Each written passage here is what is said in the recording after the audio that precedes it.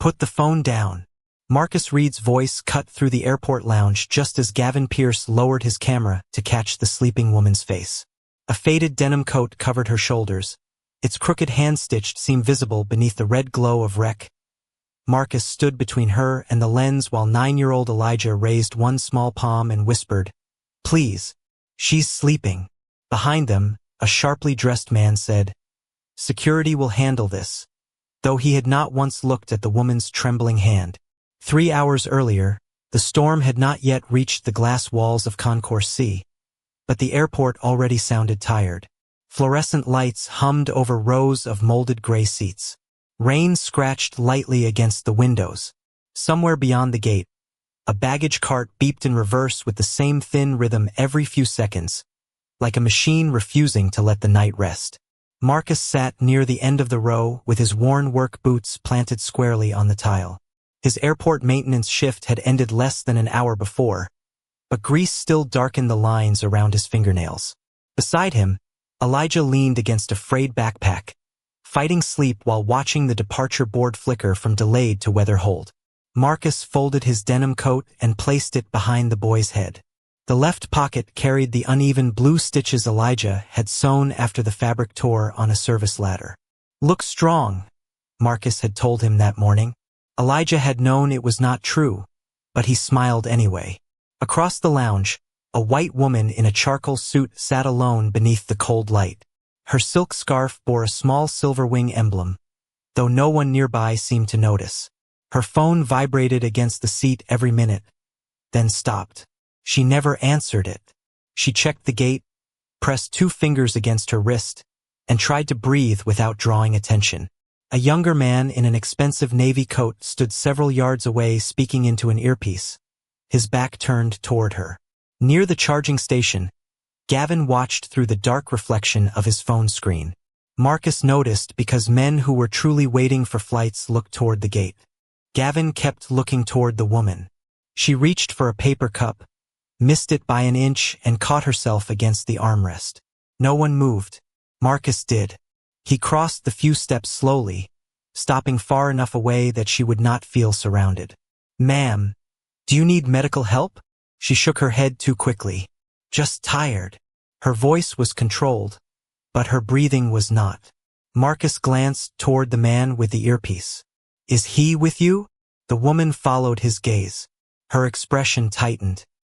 "He's supposed to be." Then she tried to stand. Her knees failed before her pride did. Marcus did not grab her. He pulled the folded coat from Elijah's seat, placed it along the back of the bench, and guided her attention toward the empty cushion. "Sit first," he said. "Decide everything else after." She lowered herself onto the seat, meaning only to rest for a moment. Elijah slid his backpack beneath his own head without complaint. The woman's eyes closed. Her temple settled against the denim. Her shoulders finally dropped as if someone had cut invisible wires holding them upright. Gavin moved before anyone else did. He raised his phone, angled it low, and took 2 silent steps closer. Marcus rose. The sharply dressed man ended his call and turned at last, not toward the exhausted woman, but toward the cameras beginning to appear around her. And on the black glass behind Gavin, Marcus saw the red recording light had already been glowing before the woman ever fell asleep. The red light had been on before she fell asleep, and Marcus knew that meant Gavin had not stumbled onto a story. He had been waiting for one. "Sir, step away from her. I'm already standing back." "Then keep your hands where we can see them." 2 airport security officers approached beneath the hard fluorescent glare, their radios hissing softly against navy uniforms. The air smelled of burnt coffee, wet coats, and the metallic chill that followed every opening of the jet bridge door. Marcus raised both hands to chest level, palms open, while Elijah moved close enough that his shoulder touched his father's hip. Gavin lowered his phone just slightly, wearing the careful expression of a man disappointed to be necessary. "I only called because she appeared unconscious," he said, "and he was positioned very close to her." Marcus looked at him. "You were filming before she closed her eyes." Gavin's mouth tightened for less than a second. Then the professional concern returned. "I document what I observe." The younger security officer glanced at Marcus's worn boots, the dark maintenance trousers, and the airport identification badge clipped near his belt. His eyes stopped on the grease embedded beneath Marcus's fingernails before moving to the sleeping woman beneath the faded denim coat. "You work here. Maintenance. Night shift. And you know her?" "No." "Then why is your coat on her?" The questions came quickly, each one carrying its own answer before Marcus was allowed to speak. Around them, phones remained raised at shoulder height. No one shouted. No one needed to. Suspicion moved through the lounge in lowered voices and sidelong looks, quiet enough to sound reasonable. "He was sitting here first," Elijah said. The child's voice was soft, nearly swallowed by the departure announcement overhead. The older officer glanced down but did not answer him. "Stay beside your father, buddy." Elijah tightened both hands around the frayed straps of his backpack. He was old enough to understand that the man had used a kind word without listening to him at all. Adrian Cole finally crossed the tiled floor, smoothing the front of his navy coat as though arriving at a meeting he had nearly missed. He looked first at the cluster of cameras, then at Victoria, and only after that at Marcus. "I'm her executive assistant," he said, presenting a polished security credential. "I'll take control from here." He leaned toward Victoria but did not touch her or ask the medic standing nearby whether she was breathing normally. Instead, he pointed toward Marcus's phone. "Please secure his device and confirm whether anything has been recorded or transmitted." "My phone stayed in my pocket," Marcus said. Adrian gave him a sympathetic smile that never reached his eyes. "I'm sure you understand why we cannot rely on assurances right now." The words were calm, courteous, almost apologetic. That made the accusation heavier, not lighter. Marcus slowly removed his old phone with 2 fingers and handed it to the officer. The screen was cracked near one corner. A reminder glowed across it. "Pick up Elijah's prescription before noon." "Dad," Elijah whispered. "Our flight." The boarding notice for their gate blinked above the concourse, its white letters changing from boarding to final call. Marcus watched it for one breath, then turned toward the medic. "Check her first." Adrian exhaled through his nose. "Security is already handling the situation." Marcus held his gaze. "She is the situation." For the first time, Victoria stirred. The denim shifted against her shoulder, revealing the crooked line of blue thread Elijah had sewn through the torn pocket. Her eyes opened only halfway. She saw Marcus standing beyond the officers, his hands empty, and Adrian positioned between them like a gate. Confusion hardened her expression. "What happened?" Adrian bent down immediately. "You're safe, Ms. Bennett. This man would not leave you alone." Marcus did not step forward. He did not defend himself by raising his voice. He reached instead for Elijah's backpack where it had slipped toward the aisle and moved it out of the medic's path. "She needs room," he said. A woman near the charging station murmured that men like him always had an explanation. Another passenger asked whether maintenance workers were even allowed to sit near premium gates after their shifts. The younger officer requested Marcus's boarding passes. He handed them over without protest. The scanner showed that Marcus and Elijah had entered the waiting area 17 minutes before Victoria. Their assigned seats were in the same concourse, on the same delayed flight. The officer studied the screen, paused, then showed it to his partner. Adrian barely looked. "That proves he was here," he said. "It does not prove why he approached her." Marcus's jaw tightened once, then relaxed. "Because she almost fell." Gavin raised his phone again. "Can you say that one more time for clarity?" Marcus turned his body so Elijah was no longer inside the frame. "No." The medic knelt beside Victoria and checked her pulse. Her fingers were cold. Her breathing was shallow but steady. Victoria pulled the denim coat closer around herself without seeming to realize she had done it. Then her eyes shifted toward the ceiling camera above the seating row. The older officer followed her gaze. "We can review the footage," Adrian answered before anyone asked him. "That camera hasn't worked all week." Marcus looked up at the tiny green status light glowing steadily above them, and for the first time that night, Victoria looked at Adrian instead of Marcus. Victoria's eyes stayed on the green camera light above the row of seats, then moved slowly back to Adrian. He had already turned away, speaking into his earpiece as though the matter had been settled. "Medical first," Marcus said. "Questions after. Sir, we have procedures. Then use the one that helps her breathe. You've done enough." The medic opened a compact black case on the tile, and the faint smell of antiseptic cut through the burnt coffee hanging in the lounge. Rain struck harder against the glass now, each gust bending the silver lines of water beneath the runway lights. Marcus stepped farther back, but when he saw the medic searching for bottled water, he reached into the side pocket of Elijah's backpack and took out his dented stainless steel bottle. "It's clean," he said. "He didn't use it yet." Elijah looked at the bottle, then at the woman under his father's coat. "She can have it." Marcus unscrewed the cap and handed it to the medic without asking whether anyone had seen. The medic dampened a cloth, touched it gently to Victoria's wrist, then studied the smart band pressed against her skin. A thin red line pulsed across its face. "Your heart rate's been elevated for a while," she said. These alerts were muted. Victoria blinked at the screen as though it belonged to someone else. Adrian leaned closer. "She's had a long day. We can handle this privately."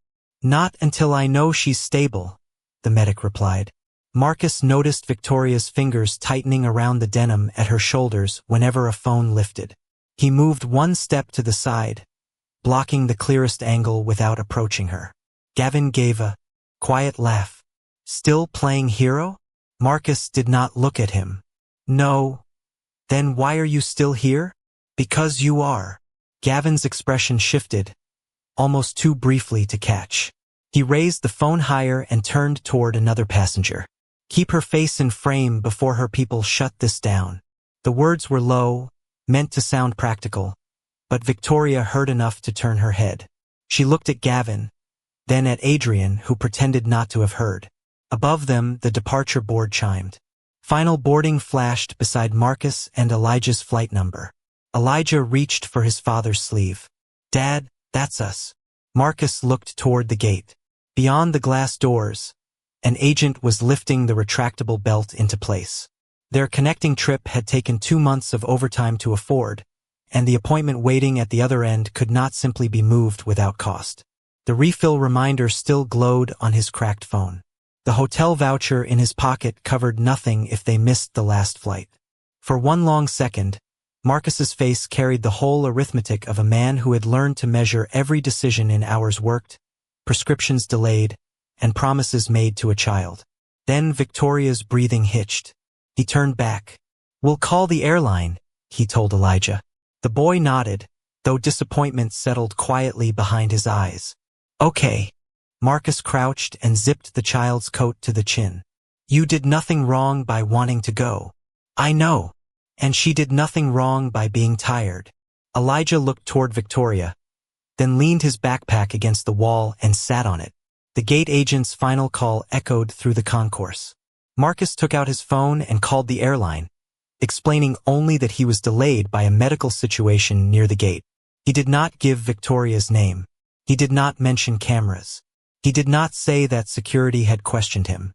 When the agent asked whether the emergency involved a member of his party, Marcus looked at the woman he had never met before that night. "Not yet," he said. "But she needed someone." The jet bridge door closed with a heavy mechanical thud. Elijah watched the word departed replaced there. "Flight number." Marcus ended the call and slipped the phone back into his pocket without complaint. Gavin tilted his head. "You really missed a flight for a stranger?" Marcus adjusted the frayed strap on Elijah's backpack. "She's only a stranger if that makes it easier not to care." Victoria heard him. Her eyes opened fully for the first time, not trusting him, not understanding him, but no longer looking at him the way Adrian had told her to. The medic entered the reading from Victoria's wristband into a service log and asked everyone to lower their voices. Marcus pulled the denim coat a little higher over Victoria's shoulder, then immediately stepped back so the movement could not be mistaken for anything more. As he did, his fingers brushed the crooked blue stitches near the pocket, and he noticed a faint rectangular impression pressed into the fabric beneath them, as if something thin and hard had rested there while Gavin's camera was already recording. The medic followed his gaze to the red timestamp on her log, then to the still glowing camera above the seats. For the first time, two separate clocks were telling the same story. The two clocks agreed, but Adrian's story did not. The medic's service log showed 10:51 p.m., 3 minutes after Gavin's recording had begun and 8 minutes after the woman at the coffee kiosk remembered serving Adrian across the concourse. Yet Adrian stood beneath the fluorescent lights insisting he had never left Victoria alone. He put that coat on her. He refused to leave. He created the confusion. His voice remained measured, polished by years of speaking for someone more powerful than himself. Around him, the lounge had quieted into the uneasy stillness of people who wanted a simple explanation and had already decided which man looked easiest to blame. Victoria sat upright now, the airport blanket drawn over her shoulders. Marcus's denim coat lay folded on the seat between them, its worn blue fabric flattened beneath the cold overhead light. She looked at it, then at Marcus, then at Adrian. "Take it away," she said softly. Marcus stepped forward only far enough to lift the coat. He did not defend the gesture that had placed it there. He did not ask her to remember his voice or the way he had kept the cameras back. He folded the coat once, careful not to let the frayed pocket catch on the metal armrest, and placed it beside Elijah's backpack. "Of course," he said. Then he moved away. The absence of argument seemed to unsettle Victoria more than a denial would have. A guilty man, she thought, might have rushed to explain. An innocent man might have done the same. Marcus did neither. He simply gave her back control of the space around her. Adrian turned toward security. "Now that Ms. Bennett is awake, I think it would be best to move her somewhere private and finish questioning him separately." Marcus looked at Victoria, not Adrian. "That should be her decision." "It is," Adrian replied. "I know what she needs." Victoria's eyes shifted toward him. The words had landed too quickly, too comfortably. Elijah bent to retrieve something near the leg of the seat. It was Victoria's silk scarf, pale gray with a small silver wing emblem woven into one corner. He held it by the edge so it would not drag across the floor. "Ma'am, you dropped this." Adrian reached down and took it before Victoria could answer. "Thank you. We'll handle her belongings." Elijah pulled his hand back and returned to his father's side. Marcus noticed the boy's expression but said nothing. He rested one hand on Elijah's shoulder, steady and warm. The medic closed her case, leaving the service log open on the seat. Beside it sat a paper receipt the coffee clerk had brought over after hearing Adrian's claim. A brown ring stained the bottom where the cup had rested. Marcus glanced at the printed time, then at the digital clock above the gate. "What time did you say you came back?" he asked. Adrian's jaw tightened almost invisibly. "I never left." Marcus picked up neither the receipt nor the log. He only turned the paper slightly so the light fell across the timestamp. 10:43 p.m. The clerk pointed down the concourse. "That register is at gate C19. It takes 6 or 7 minutes to walk back here." Adrian gave a small, patient sigh. Airport registers drift. Everyone knows that. A few minutes proves nothing. It was a reasonable answer. Reasonable enough that one of the officers nodded. Victoria did not. She looked at the receipt, then at the monitor on the medic's wrist, then toward the gate clock. 3 separate times. 3 separate systems. Adrian stepped closer and reached for the receipt. Marcus placed 2 fingers on the edge before he could take it. Not hard, not threatening, just enough to stop it from disappearing. "Let security bag it," Marcus said. Adrian smiled thinly. "It's a coffee receipt, Mr. Reed, not evidence." "Then you shouldn't mind them keeping it." The room slowed. Even Gavin lowered his phone a fraction. Victoria watched Marcus release the paper the moment the officer took it, as if possession had never mattered to him, only preservation. Adrian adjusted his cuff. "This is becoming theatrical." "No," Marcus said. "It's becoming timed." Victoria's gaze sharpened. She still did not trust him. The coat had been on her body. His silhouette dominated the first clip she had seen.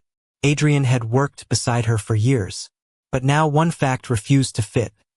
If Adrian had never left, why did a receipt place him 7 minutes away while Gavin was already filming?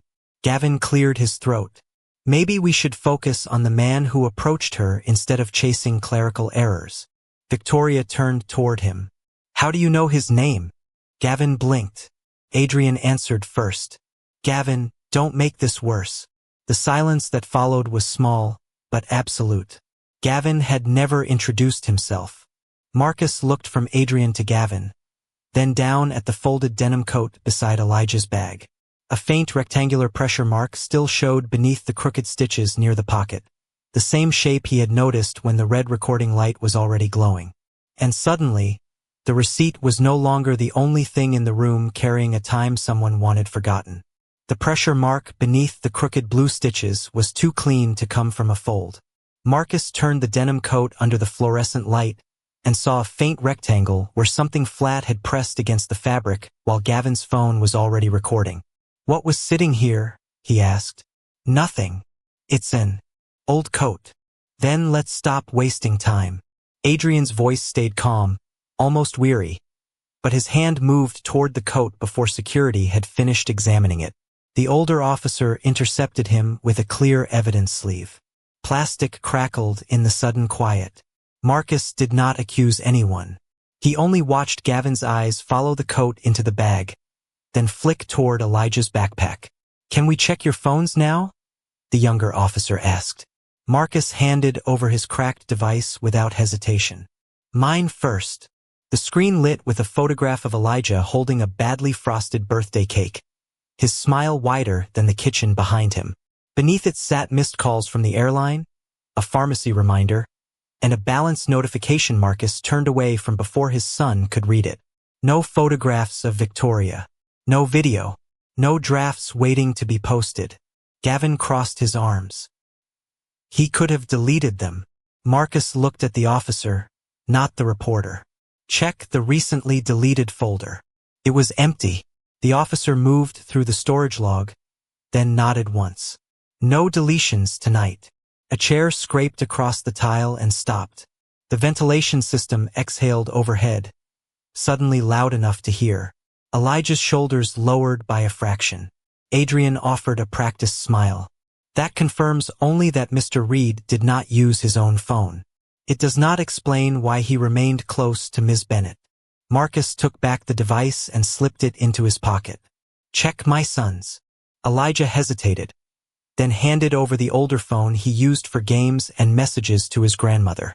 I filmed the board, he said, because Grandma always asks if we're late. The officer opened the most recent video. It began with Elijah's whispering voice naming cities as the departure screen flickered behind him. The image shook whenever he shifted on the hard seat. For a few seconds, nothing seemed useful. Then Adrian crossed the background holding his coffee, walking away from Victoria toward gate C-19. 3 seconds later, Gavin entered from the opposite side and slowed when he noticed her sitting alone. The officer paused the frame. The printed time on the departure board matched the metadata. 10:44 p.m. Adrian's coffee receipt was stamped 1 minute earlier. That's enough, Adrian said. It shows me walking. It does not show where I went. You said you never left, Victoria replied. Her voice was still tired, but the room heard the difference in it. Adrian turned toward her. I meant I remained in the concourse. You said beside me. His mouth opened, then closed. Gavin stepped closer with the soft concern of a man trying to lower the temperature. This is becoming a misunderstanding built from fragments. For everyone's protection, maybe we should continue somewhere private. Victoria did not answer him. She kept watching the frozen frame. Marcus noticed the video continued past the moment Adrian disappeared. In the lower corner, Victoria reached for the armrest and missed. Her body tilted before she forced herself upright again. The officer's thumb hovered over play. Run it, Adrian said quickly. Let's see the whole thing. Marcus stepped forward. Not on that screen. Everyone looked at him. Why not? Gavin asked. Marcus pointed toward Victoria without turning her into a spectacle. Because the next part belongs to her. The officer studied him. It could help you. Then crop her out. That will take time. Take it. The first-class lounge across the concourse had begun to empty, but the small crowd around them did not move. Victoria looked at Marcus as though seeing him for the first time without Adrian's explanation layered over him. He had just refused the fastest path to clearing his own name because it required replaying the weakest moment of hers. Use the left half of the frame, Marcus said. You'll still see who came and went. The airport technician arrived with a tablet and isolated the background. The edited view showed Adrian leaving, Gavin entering, and Marcus remaining beside Elijah until Victoria nearly fell. Only then did he stand. Only then did he cross the aisle. No pursuit. No planned approach. No stai d'intemesi. The technician checked the file information again. Original recording. No edits. Time signature matches the gate system. The murmurs faded. The younger officer set his radio on the counter. Victoria slowly placed both hands on the blanket over her knees. Save the original, she said. No one deletes anything from this point forward. Adrian's smile remained, but a pulse beat visibly near his temple. Of course, we should still handle this carefully. A partial video can create a false sense of certainty. So can a partial story, Marcus said. Gavin's phone lit in his hand before he could turn it over. A payment notification flashed across the screen with 2 words visible beneath the amount. Airport exclusive. He covered it with his palm. At the same moment, the technician's tablet chimed. His expression changed. There's a gap in the main security feed, he said. 4 minutes. Victoria looked up. A malfunction? The technician shook his head. No. It was marked for deletion by an internal account. He turned the screen toward her, and beneath the access log was the name of the office authorized to remove it. Bennett Executive Operations. The name Bennett Executive Operations sat at the bottom of the deletion log like a signature no one in the lounge could pretend not to recognize. Victoria stared at it without blinking. Who authorized that account? Your office did. That is not what I asked. Ms. Bennett, this is a standard protective protocol. Adrian's voice remained controlled, but he had begun rubbing his thumb along the edge of his cuff, polishing the same spot again and again. The technician lowered the tablet onto the metal counter between them. Its blue-white light washed across the coffee receipt sealed in plastic, the medic service log, and Elijah's old phone. Outside, lightning flashed beyond the runway, turning every face in the glass reflection pale for half a second. Marcus looked at the access record, then at Victoria. He did not ask how much her company was worth. He did not need to. The silver wing emblem on her scarf matched the logo glowing across a 40-foot advertisement above the opposite concourse. Bennett Aeronautics, moving the world forward. Elijah noticed it too. Dad, he whispered. That's her bird. Marcus rested a hand on the boy's shoulder. I see it. Victoria heard them. Something tired and bitter crossed her expression. Now you know who I am. Marcus looked at the medic tightening the airport blanket around her. I know you needed water. The answer stopped her more effectively than praise would have. Adrian stepped between Victoria and the counter. This is exactly why we need to move upstairs. Her identity changes the security profile, and every additional minute increases exposure. The exposure began before she fell asleep, Marcus said. That is speculation. The recording light was already on. Gavin slipped his phone into his coat pocket. The payment alert had disappeared, but not before the younger officer had seen it. Adrian turned toward the technician. Can the deletion be reversed? The main copy is gone. Then there is nothing more to discuss here. The technician did not move. I didn't say there was no other record. The airport printer behind him clicked once, fed out a maintenance report, then fell silent. He placed the page beside the deletion log. The camera above gate C-22 had passed its diagnostic at 8:06 that evening. No outage. No dropped signal. No damaged cable. The 4-minute gap had been created by a manual retention override at 10:56 p.m., 5 minutes after the medic entered her first reading. Adrian read the time and reached for the report. Victoria put one hand on it first. Her fingers still trembled, but her voice did not. "Leave it." Adrian withdrew his hand. "The protocol exists because 3 months ago someone photographed you during treatment and sold the image. You approved emergency removal authority after that incident." Victoria's eyes lowered to the service log. Marcus saw the pain arrive before she hid it. This was not merely a powerful woman embarrassed by one bad night. Someone had taken her weakness before and turned it into currency. She had built a wall to stop it from happening again. Now that wall had been used to bury evidence against someone else. "I approved protection," she said, "not erasure." In real time, those can look the same. It was the strongest thing Adrian had said because part of it was true. Several people in the lounge shifted, uncertain again. Systems were often built from fear. Before they were used for control. Marcus could have attacked the opening. He could have pointed at Adrian, demanded handcuffs, or told the crowd that powerful people always called wrongdoing a policy. Instead, he looked at the officer. "Preserve the log before anyone argues about what it means." The older officer nodded and photographed the screen. The coffee clerk returned with security footage from her kiosk. The angle was distant, reflected partly in a chrome napkin holder, but it showed Adrian purchasing coffee at 10:43 and Gavin arriving less than a minute later. Then Gavin dragged an empty chair 2 feet toward Victoria's row and gestured for 2 passengers to stand nearer the aisle. He was arranging the background before Marcus ever rose. Gavin's face lost color, though his tone stayed smooth. "Journalists choose angles. That is not a crime." "No," Victoria said. "But pretending an angle is the whole truth can become one." Marcus watched Elijah's hands begin to shake around the backpack strap. The boy had gone quiet in the way children did when adult words became frightening without becoming understandable. Marcus crouched beside him. "You don't have to stay for this. Are they taking you?" "No, they said arrest." People say many things when they are afraid. Marcus asked security to let Elijah wait in the nearby family room with the medic.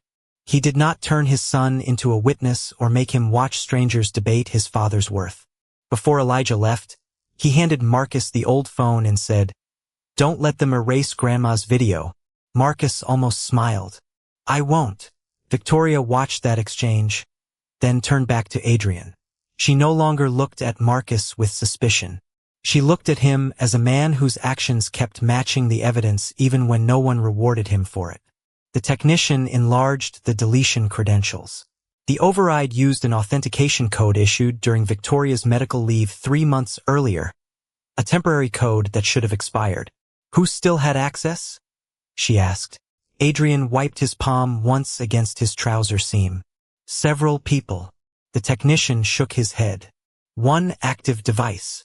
He traced the signal path through the airport network until it ended at Adrian's company-issued tablet. Adrian's voice dropped. "We should continue this in private."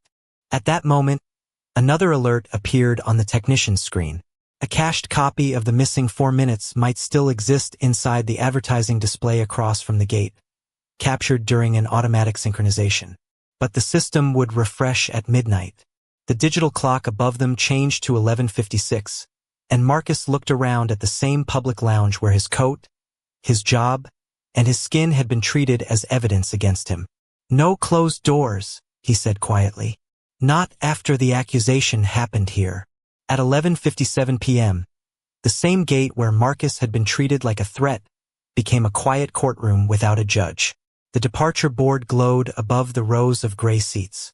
Rain streaked the black windows. Security officers formed a loose boundary around the counter, while the airport technician connected his tablet to the advertising display across the concourse. No one raised their voice. They did not need to. Every face had turned toward the screen. Marcus stood beside Elijah near the end of the seating row, his maintenance badge still clipped to his belt, his work shirt wrinkled from the long shift. He did not look like a man arriving to win. He looked tired, cold, certain only that leaving now would allow someone else to decide what the truth had been. Victoria remained seated beneath the Silverwing advertisement bearing her own company's name. The airport blanket covered her shoulders. Her expression had hardened into the stillness of someone waiting to learn whether the system built in her name had protected her or betrayed her. Adrian moved first.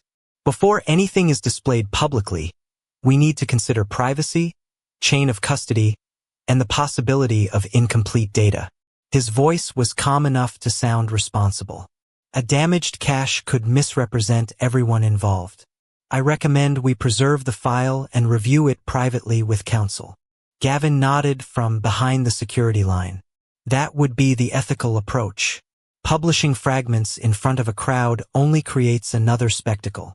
For a moment, their argument worked. The older security officer looked toward Victoria. The technician's hand paused above the transfer command. Even the coffee clerk stepped back, suddenly uncertain whether showing the video might repeat the same violation they claimed to oppose. Adrian adjusted his cuff and looked at Marcus with practiced sympathy. Mr. Reed has already been cleared of recording her. There is no reason to expose Ms. Bennett further. Marcus glanced at Victoria before answering. Don't show what happened to her. Adrian's shoulders eased. Then we agree. Show what everyone did around her. The words were quiet, but they changed the shape of the room. Victoria lifted her eyes. Marcus continued. Crop her face. Mute what belongs to her. Keep the clocks, the doors, the hands, and the cameras. The technician nodded slowly. That can be done. Gavin stepped forward. You cannot reconstruct intent from body movement. Marcus looked at him. No. But you can reconstruct order. The first image placed on the screen was not the missing video. It was the denim coat sealed in a clear evidence bag. The faded blue fabric filled the display, the crooked stitches near the pocket visible under white security light. Beside it appeared the first frame of Gavin's recording, where the red rec reflection was already glowing before Marcus rose from his seat. The title's central image returned without commentary. Victoria asleep, Marcus between her and the camera, the coat covering her shoulders. Then came the boarding passes. Their scan times showed Marcus and Elijah entered the waiting area 17 minutes before Victoria. The flight manifest confirmed they had assigned seats on the delayed departure, not access to a private lounge and no prior connection to her. Adrian folded his hands. None of that disproves that he chose to approach her. The sentence restored a little confidence to the room. A few passengers nodded. The evidence showed Marcus belonged there, but not yet why he crossed the aisle. Then the coffee receipt appeared. 10:43 p.m., Gate C19. The kiosk footage played beside it, showing Adrian purchasing coffee and remaining away from Victoria while Gavin entered the other end of the concourse. Adrian did not flinch. I said I remained in the terminal. In a high-security environment, that is effectively the same area. Victoria looked at him. You said beside me. I was speaking generally. It was careful, plausible, just enough to keep the lie alive. The technician displayed Elijah's video next.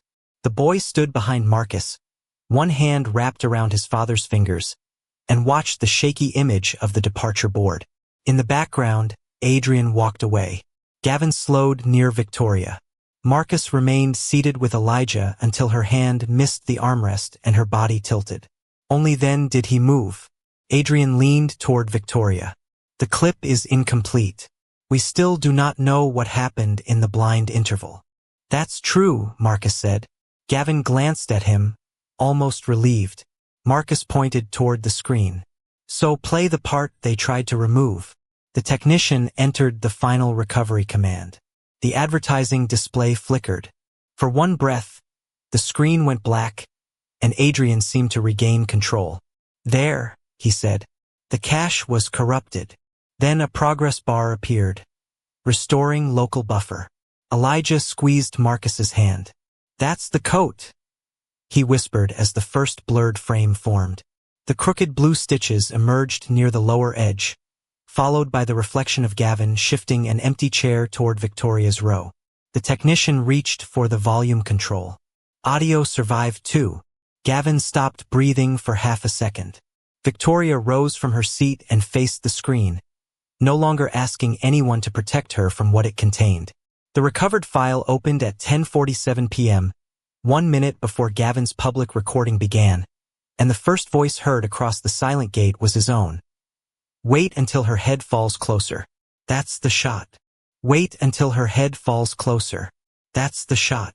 Gavin's voice came through the airport speakers with a flat, intimate clarity that stripped the last layer of innocence from the scene. On the restored footage, he dragged an empty chair toward Victoria's row, tilted his phone, and signaled 2 passengers to shift into the background. Then the image showed Marcus rising only after Victoria's hand missed the armrest and her body folded toward the hard plastic seat. He took off the faded denim coat. He covered her shoulders. He stepped between her face and the camera. No one spoke. The projector fan whispered above the counter. Rain tapped against the windows. Somewhere near the vending machines, a bottle rolled once across the tile and came to rest. Adrian stared at the screen as the footage continued. His fingers tightened around the edge of his tablet until the knuckles lost color. The recovered video showed him returning with coffee, seeing Gavin's phone raised, and looking first toward the lens instead of Victoria. Seconds later, he opened the tablet. The deletion command appeared in the system log at the exact moment Marcus raised one hand and said, "No cameras." The technician placed the record side by side on the main display. The 1043 receipt, Elijah's 1044 video, the medic's 1051 service entry, the manual retention override at 1056, and the full 4-minute buffer saved from the advertising screen. Every clock matched.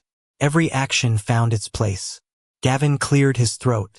An unedited recording can still lack context. The words sounded dry now, smaller. "The context is the order," Victoria said. She stood beneath the enormous Silverwing logo of Bennett Aeronautics, the airport blanket still wrapped around her shoulders. "You identified me before I was conscious. You arranged the frame. You sold the clip before I could speak." Gavin looked toward the security officers. "I documented a public event." The younger officer held up the photograph of the payment notification. "Airport exclusive. You transmitted it at 10:53. Gavin's eyes dropped from the cameras at last. Adrian stepped forward carefully. "Victoria, the deletion protocol was designed to prevent exactly this kind of exploitation. I made a judgment call to contain the damage. You erased the part that protected him. I protected the company." The admission entered the room so quietly that several people seemed unsure they had heard it. Victoria's face did not change, but one hand released the blanket and fell to her side. "I was not the company tonight." Adrian looked at her, then at Marcus, as though searching for one final procedural argument. "The camera survived. Mr. Reed has been cleared. We can correct the misunderstanding without turning this into something larger." Marcus stood near the end of the row with Elijah pressed against his side.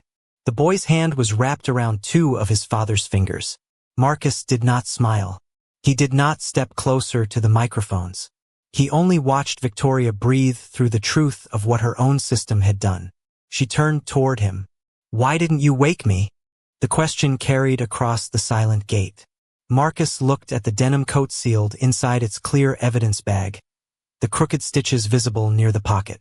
"Because being tired shouldn't become evidence against a person." The room went still in a different way then. Not the stillness of curiosity.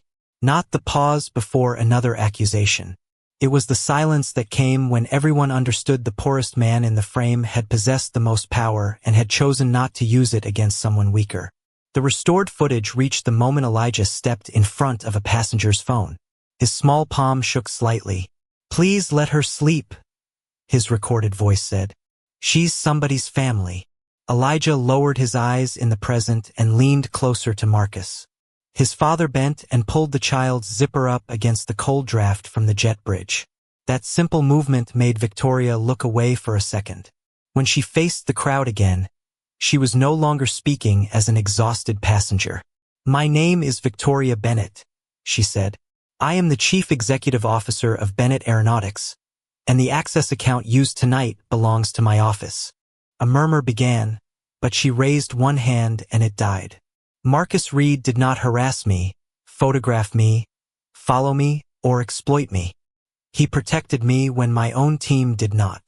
She instructed airport security to remove every suspicion note from Marcus's incident record and document his cooperation in writing. She ordered reimbursement for the missed flight, medication delay, and verified expenses, not as a gift but as restitution. Gavin's access. Credentials were suspended pending review of the sale and staged recording. Adrian's tablet was taken into evidence, and he was placed on administrative suspension while an independent investigation examined the deletion order and the use of Victoria's expired medical access code. Adrian's pen slipped from his hand and struck the tile with a sharp click. No one bent to retrieve it. Victoria looked at Marcus again. The company will compensate you. Marcus shook his head once. Not for silence. Then for what happened. Fix what allowed it. Her voice softened. Tell me what justice looks like. Marcus looked down at Elijah, then toward the row of phones that had finally lowered. The truth had restored his name, but it had also placed unexpected power in his hands, and the room waited to learn what kind of man he would become now that everyone was finally listening. The crowd did not leave all at once. It thinned in small, embarrassed movements, phones lowered, eyes avoiding the man they had judged too quickly. Security sealed Adrian's tablet in an evidence sleeve. Gavin was escorted from the gate without handcuffs, his press badge removed from its lanyard and placed in a clear bag beside the transfer records. No one applauded. The only sound was the soft roll of suitcase wheels across the tile and the rain losing strength against the windows. Marcus remained near the same row of gray seats, one hand resting on Elijah's shoulder. The official incident report was corrected before they left the gate. The line identifying Marcus as a possible threat was removed. In its place, the officer typed that he had cooperated fully, provided evidence voluntarily, protected a medically vulnerable passenger, and declined to exploit her condition even when doing so might have cleared him sooner. Marcus read the statement once. Add that my son was never involved in any wrongdoing. The officer nodded and corrected it immediately. Elijah looked up at his father. Am I in trouble? Marcus crouched until they were eye level. No. You were a kid asking grown people to be kind. The grown people handle the rest. Some of the tightness left the boy's face. Victoria stood several feet away, wrapped now in a proper airport blanket while the medic finished arranging private transportation and follow-up care. For the first time that night, no camera was pointed at her. She watched Marcus reassure Elijah before he checked the missed pharmacy call, the canceled flight, and the hotel rates he could not afford. She approached without an assistant. Your expenses will be covered, she said. The missed flight, the medication delay, lodging, meals, everything documented. Marcus slipped the phone into his pocket. That's restitution. Yes, not a favor. No, the distinction mattered to both of them. Victoria looked toward the sealed denim coat on the counter. And beyond that? Marcus followed her gaze. Under the white evidence light, the coat no longer looked like proof of poverty or a prop in someone else's story. The crooked stitches near the pocket looked almost deliberate now. A child's imperfect repair holding together the thing that had protected a stranger. 3 changes, Marcus said. Clear procedures for medical emergencies. No filming people in distress without consent. And no executive office should be able to erase evidence tied to a complaint. Victoria listened without interrupting. Frontline workers should write the policy, he continued. Security, medics, cleaning crews, maintenance, people who see what happens before the executives arrive. She nodded slowly. Would you serve on that group? Marcus glanced at Elijah. Meetings end before school pickup? It was the first time that night Victoria almost smiled. They will. An independent review began the next morning. Gavin's press access remained suspended while airport counsel examined the staged footage and sale. Adrian was given formal notice, legal representation, and a hearing rather than a public spectacle. Victoria did not excuse him, but she refused to pretend one assistant had invented a system she herself had approved. In the statement released by Bennett Aeronautics, she acknowledged that the company's image protection rules had been used to silence evidence and promised external oversight. She also stated plainly that Marcus Reed had protected her privacy without. knowing her name, title, or worth.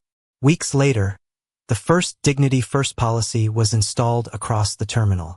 It required consent before filming medical distress, automatic preservation of disputed footage, and review by an independent airport officer before any deletion. Marcus joined the advisory group as a maintenance employee, not as a mascot. He refused advertisements, interviews, and an offer to place his face beside the new campaign. "Kindness doesn't need branding," he told Victoria. She respected the answer enough not to ask again. On a cold evening near the end of winter, Victoria came to the maintenance corridor carrying the denim coat in both hands. It had been cleaned but not made new. The frayed collar remained. The faded elbows remained.